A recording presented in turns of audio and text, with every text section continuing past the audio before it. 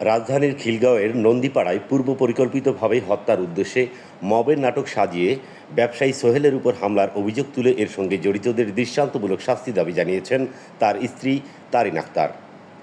শুক্রবার দুপুরে রাজধানীর সেগুনবাগিচায় বাংলাদেশ ক্রাইম রিপোর্টার্স অ্যাসোসিয়েশন মিলনায়তনে আয়োজিত এক সংবাদ সম্মেলনে তিনি এ দাবি জানান। সংবাদ সম্মেলনে তারিন আক্তার অভিযোগ করেন, স্থানীয় শীর্ষ সন্ত্রাসী রতন বাহিনীর সদস্যরা পরিকল্পিতভাবে তার স্বামীর উপর হামলা চালিয়েছে। ঘটনার পর সামাজিক যোগাযোগ মাধ্যম সহ বিভিন্ন মাধ্যমে ভুয়া ও বিভ্রান্তিকর তথ্য ছড়িয়ে ঘটনাটিকে ভিন্ন খাতে প্রবাহিত করার চেষ্টা করা হচ্ছে। এই ঘটনায় জড়িতদের দ্রুত আইনের আওতায় এনে দৃষ্টান্তমূলক শাস্তি নিশ্চিত করার জন্য সংশ্লিষ্ট কর্তৃপক্ষের প্রতি আহ্বান জানান তিনি।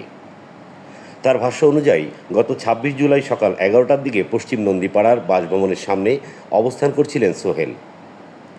এ সময় পূর্ব বিরোধের জেরে স্থানীয় শীর্ষ সন্ত্রাসী সাজ্জাদ হোসেন রতন, খোকন, মাসুম, কাউসার, হাবিব, রাফি সহ আরও কয়েকজন দেশীয় অস্ত্র নিয়ে তার উপর হামলা চালায়। লোহার রড, পাইপ, লাঠি ও ইট দিয়ে এলোপাতাড়ি মারধরের এক পর্যায়ে তিনি মাটিতে লুটিয়ে পড়লে হামলাকারীরা তাকে আরও মারধর করতে থাকে। তারিন আক্তারের অভিযোগ, সংঘবদ্ধ এই চক্রের বিরুদ্ধে চাঁদাবাজি, দখলবাজি, কিশোর গ্যাং পরিচালনা, মাদক ব্যবসা, সন্ত্রাসী কর্মকাণ্ড এবং অবৈধ অস্ত্র ব্যবহারের অভিযোগ রয়েছে। এসব কর্মকাণ্ডের বিরুদ্ধে প্রতিবাদ করলেই সাধারণ মানুষের উপর হামলা, ভয়ভীতি এবং মিথ্যা মামলার শিকার হতে হচ্ছে। কিছু কিছু ক্ষেত্রে স্থানীয় পর্যায়ের কয়েকজন কর্মকর্তার ভূমিকা নিয়েও প্রশ্ন তৈরি হয়েছে বলে দাবি করেন তারিন। এ বিষয়ে ঢাকা মহানগর গোয়েন্দা পুলিশ, ডিবি, সিআইডি সহ সংশ্লিষ্ট সংস্থার হস্তক্ষেপ কামনা করেছেন তিনি।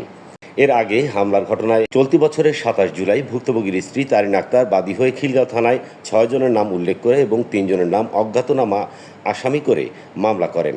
মামলার আসামিরা হলেন রতন, খোকন, মাসুম, কাউসার, হাবিব ও রাফি।